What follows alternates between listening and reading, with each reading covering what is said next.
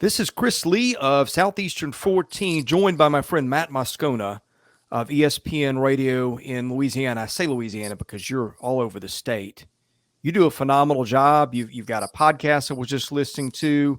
I don't think I can get a better guest to cover the LSU side of this LSU-Alabama game than I've got right in front of me. So with that, welcome to the program, Matt. Thanks for joining us. Hey, Chris, it's always my pleasure, man. Especially when you and I can talk when it's not baseball season. It means there's got to be something big happening, right?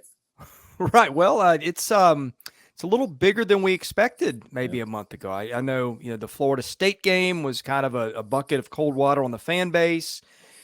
Tennessee came into Knoxville, led that thing from the opening kickoff, but since then LSU's gone a different direction. Tennessee, obviously the number one ranked team in the college football playoff, and now we get that classic LSU-Alabama game, which I'm not going to say it's got the luster of some of the past matchups, but it's got some juice around it. Well, it definitely means more when you look at Alabama playing for the West and the opportunity to get to Atlanta and then potentially back into the playoffs. So there's obvious meaning for Alabama. But, Chris, for LSU, if they manage to win this game, LSU's in the driver's seat for the SEC West.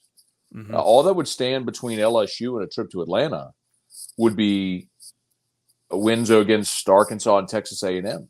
And they would have actually a buffer as well because of the tiebreaker against Alabama. So theoretically, they had Alabama's second loss. LSU could drop one of its final two league games and win a tiebreaker against Bama. So there's a ton on the line for both teams on Saturday. Now, I don't think playoff dreams are a reality for LSU, even if they would manage to go 10-2 and win the SEC. But crazier things have happened. So until you are eliminated, I guess it's something we've got to talk about.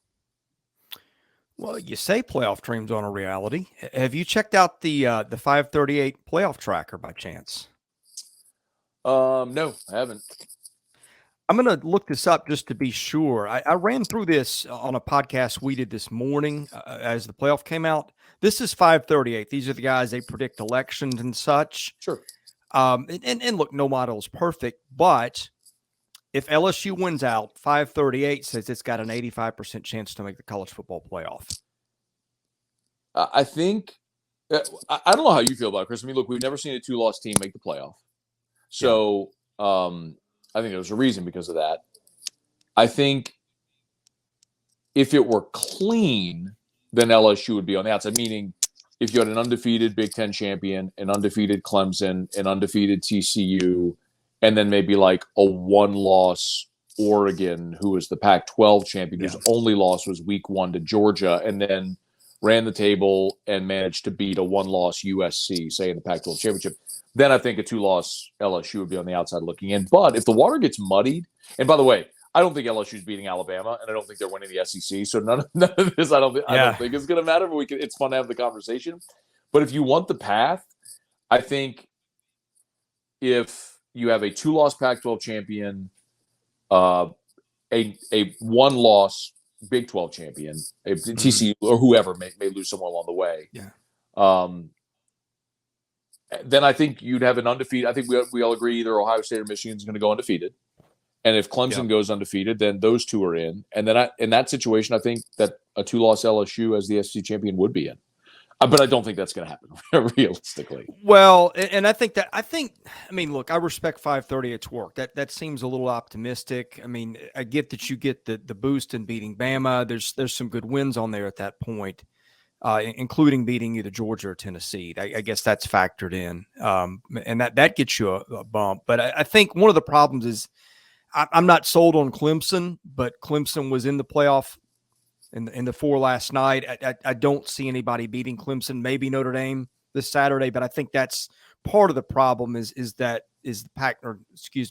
ACC in the Big 12. The champions have no loss, and let's be honest. And the Big 12, I think, is a little underrated, but they don't have to run the gauntlet these teams in the SEC do. I think TCU will lose, so I don't think the Big 12 is going to matter. I don't think they'll be in. I think the bigger threat would be a one-loss Pac-12 champion, in particular, Oregon, because, man, they have looked really impressive. And I by the way, I think Clemson is not only going to beat Notre Dame, I think they'll win and cover this weekend. I think Clemson is a really good football team. Um, it's not their fault the ACC stinks, Yeah. but there were a lot of years we've seen the ACC or the old Big, Miami and the old Big East. Miami teams were great, and they were just in a terrible league.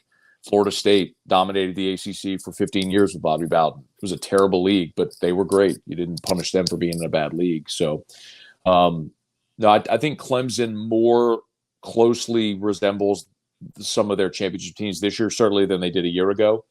I think a lot of people just paid attention to Clemson for the first time last week, where they struggled against Syracuse. But Clemson's defense was incredible in that second half. Syracuse didn't even remotely threaten in the second half. So anyway, and look, Notre Dame lost at home to Marshall. They lost at home to a bad Stanford team. They were lucky to survive Cal at home. Notre Dame's not good, and Notre Dame Stadium is not a tough place to play. And I think Clemson is going to go make a statement this weekend. Well, back to the other Tigers. What's been the difference between LSU since that Tennessee game? Jayden Daniels. Yeah. And the bigger question, I think, is so why has he been able to play the way he has? He counted for 6 touchdowns against Florida, 3 rushing, 3 passing, 5 touchdowns against Ole Miss. And there's 2 things really that have happened with him. One, they are calling more designed quarterback run and read options. At the beginning of the season, Jayden Daniels was LSU's leading rusher out of necessity. The offensive line was a sieve. Plays would break down. He would take off. He would just tuck and run. Now they've stabilized that offensive line and have actually been pretty good. And that's allowed Mike Denbrock to call more diverse running plays. So that's one. And then 2 is Jayden Daniels is trusting his receivers. And Chris, I've told people this, and some people smirk, but LSU, I would make the argument LSU has the deepest receiving room in the SEC. Now, I understand what Vanderbilt or what Tennessee is at the top with Hyatt and Brew McCoy, and they're very good. They're phenomenal. But LSU runs about 7 deep of game breakers. Auburn's best receiver this year is Coy Moore. He was the 7th guy at LSU last year. Couldn't get on the field. The best offensive player at Nebraska right now is Trey Palmer. Like literally the best offensive player on their team. He was LSU's 8th guy last year. Couldn't get on the field. Man. LSU has a deep, talented, everybody knows Kayshon Boutte, but they have a deep, talented, elite receiving core. And early in the season, Jayden Daniels didn't trust him. Like he just would not throw 50-50 balls. I mean, Joe Burrow made a living throwing 50-50 balls to Jamar Chase and Justin Jefferson. He knew his guys would go make plays. Jayden Daniels is at that point now where he's willing to put the ball up, and his receivers are rewarding him, and they've made big plays. So that has been the 2 biggest developments in this offense the past 2 games. It's funny you said that. We do a Wednesday night show, and our third guy on it, Blaine Gilmer, made the same comment. He said, people are going to think I'm crazy. LSU's got the best receiving room in the league. And we kind of laughed at him a little bit. And we had a lot of Tennessee fans in the chat. They had a lot of fun with it. But, I mean, you see LSU play all the time. You know this team. You just made some great points. I mean, and I think he nuanced it a bit. He said, maybe not the best now, but most NFL talent. Anyway, I find it interesting that you said that, given that was just a topic. Yeah. Look, I understand. Look, Brew McCoy was a 5-star. Tillman's awesome. I know he's been hurt. And Jalen Hyatt has been an exceptional deep ball threat. I mean, those guys are incredible. What I'm saying is LSU's got 7 of them that are all going to be drafted and are going to play a long time in the NFL. Like you could take Kayshon Boutte and Jeray Jenkins off the field, and it wouldn't matter because Brian Thomas and Jack Besh and everybody else they wanted to roll through there, and Kyron Lacey, like they're all NFL guys. It's just it's strange, Chris. Louisiana is a state that produces per capita the most Division I talent every year of any state in the country, per capita now. And you see a ton of skill guys. You see receivers, running backs, DBs, defensive linemen, you see a lot of. What you don't always see is quarterbacks and offensive tackles. So that's where LSU has had to go outside. But it is easy for LSU to stockpile receiving talent. It's just an easy thing for them to do in the state. Well, speaking of offensive linemen, LSU's been starting freshman tackles all year. How's that gone recently? So better.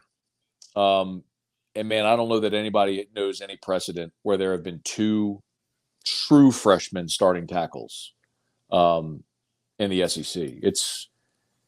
Uh, it's certainly not enviable, but both of those guys, talking about Will Campbell and Emory Jones, Chris, they are Sunday players. I mean, they are athletic studs that are going to be Will Campbell when his time comes, provided he stays healthy. I mean, he was a 5-star. He's the best offensive lineman the state has produced probably since Cam Robinson, maybe Andrew Whitworth before that. I mean, he's a day one guy in the NFL draft for sure. Emory Jones is probably going to be the same. He'll probably be a first-round draft pick as well. They're just 18 years old. You know what I mean? Yeah. But physically, they belong. The most impressive thing about them, and look, they win some, they lose some. But the most impressive thing is when they get beat, it never carries over to the next play. Like between the ears, those are some pretty mature kids. It's been impressive to watch. I mean, listen, I'm not sitting here telling you that LSU's got the best offensive line in the conference of the country. Like they have serious flaws, but man, they have really improved because week one, it was a sieve. And look, through 8 games, they've used 6 offensive line combinations. Ooh, wow. So it has taken them a while to find the right group, the right 5, and get them playing together. But this is as stable as they've been. I mean, this weekend's a massive test with what you're going to see with the 2 edge guys from Bama. I mean, everybody knows that. But considering what this unit was and what they are, it feels like light years apart. Let's talk about the other side of the ball. LSU's had Harold Perkins really step up and be a factor lately. He's kind of been a game changer for them there. What are you seeing in him and some other guys over there? Harold Perkins. So for those who don't know, he was a 5-star, top. I don't know what recruiting ranking you subscribe to, but but he's a top 10 player in the country. And he looks like it, man. I've used this comparison a couple of times, and people may roll their eyes when I say it. He's a better linebacker as a freshman than Devin White was. And Devin White became the 5th pick in the draft. You got to keep in mind, Devin White played a lot of running back in high school, so for him it was a transition. He was a super athletic guy that had to learn how to play linebacker at this position, at this level. Perkins is the super athletic physical freak who is not lost at all on the field. I mean, he is a 3-down linebacker as a freshman. He's not just an athletic guy that can rush the passer on 3rd downs. If you watch the games, he's number 40. You cannot miss him. I mean, he is a must account for guy, and I would not be surprised at all if he is spying Bryce Young on Saturday. He's special. He's a guy that the league and the country will know for the next 3 years.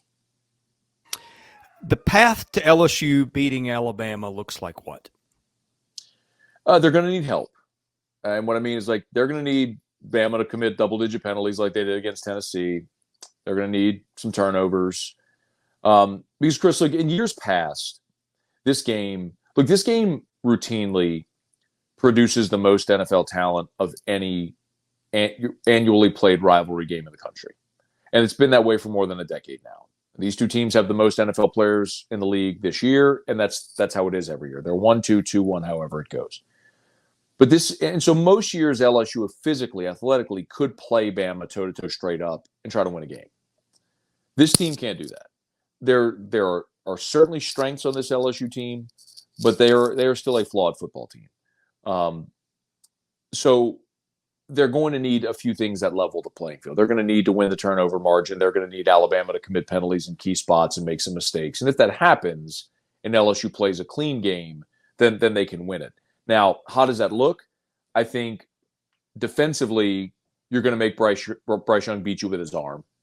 I think LSU in their defensive front 7 is we just talked about a guy like Harold Perkins. LSU is really athletic in their front 7, and they are built to limit a guy like Jahmyr Gibbs. And I have so much respect for him, so please don't misunderstand. I'm not saying that they're going to throttle Jahmyr Gibbs or anything, but I would be surprised if we look up and Jahmyr Gibbs has 19 rushes for a $147. I would be very surprised if he has that kind of day.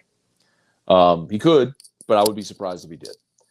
I think you got to make Bryce Young beat you with his arm, because I don't know that Bama's receivers are what they've been in the past. They're good, but you don't see Waddle and Judy and Ruggs and Smith and Mechie and Williams and those guys. At least I don't. Watching them this year. So, and then offensively, if you're LSU, you've got to be able to be multidimensional and multifaceted. I mean, your receivers have to go win one-on-ones, and you've got to be able to establish the run.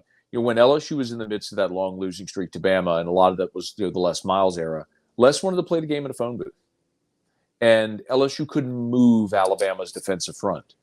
And this team isn't built like that, and they're not going to try to do that on Saturday. So I don't know how much success they'll have, but those are going to be the keys for LSU if they're able to get this done. I look at the Fresnel Efficiency Index a lot, and they do special teams rankings. They have ranked LSU 128 of 131. That's generous, by the way. Well, first of all, how in the world does that happen at a place like LSU? And I mean, that it probably helped cost them. Well, certainly did the Florida State game. They give Tennessee a short field first snap of the game. I mean, how does it get that bad? Is there any light at the end of the tunnel there? Nope, not this year. When you've played 8 games and you have screwed up every imaginable way on special teams, listen, Chris, it's one thing if in 2017, Ed's first year, Ed Ogeron's first year as full-time head coach, they had 2 kickers. They had Connor Culp and Jack Gonsolin, and both kids really struggled a lot that year. Well, what they did is they went and recruited a kicker, and it solved that problem. And they had Cole Tracy and then Cade York, and they were great after that. This isn't a thing where, your kicker's missing and you can go solve it in recruiting. This is, you have struggled to cover punts. You have struggled to cover kicks. You have had kickoffs go out of bounds. You have tried to sky kick that you have mishit. You have tried to kick the ball through the end zone that you've mishit that landed on a line at the goal line, and so then they set up a return.